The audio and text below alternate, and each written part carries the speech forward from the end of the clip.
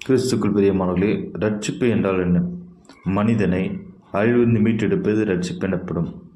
ரோமர் 3:23 எல்லோரும் பாவம் செய்து தேவ மகிமையற்றவர்களானார்கள் என்று வேதமானவர் கூறுகிறது. இங்கு பாவத்திலிருந்து நாம் விடுதலை பெற வேண்டும். அதே போன்று ஏசாயா 59:1-2 இதோ ரட்சிக்கக்கூடாதபடிக்கு தேவனுடைய கரம் குறுகி போகவும் இல்லை, உன் அக்கிரமங்களும் உங்கள் தேவனுக்கும் உங்களுக்கும் நடுவே பிரிவினை உண்டாக்குகின்றது. பிரிவினை உண்டாக்குறது. மத்தேயு 10:28 ஆத்மாவை சரீரத்தையும் நரகத்துக்கு அழிக்க வல்லவராக இருக்கிறவருக்கு பயப்படுங்கள். நரகத்தில் அழிக்க வல்லவருக்கு பயப்படுங்கள் என்று வேதமானவர் சொல்லுகிறது.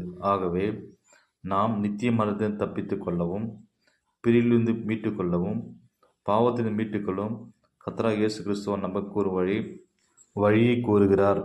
யோவான் 3:16 படி தேவன் தம்முடைய ஒரே பேரான குமாரனை விசுவாசிக்கிறேன் எவனோ அவன் கெட்டு போகாமல் அவரை தந்தள்ளி இவ்வளவாய் உலகத்தில் அன்பு கொண்ட வார்த்தையின்படி நம்மை அவர் ரட்சிக்கிறார். ஆமேன்.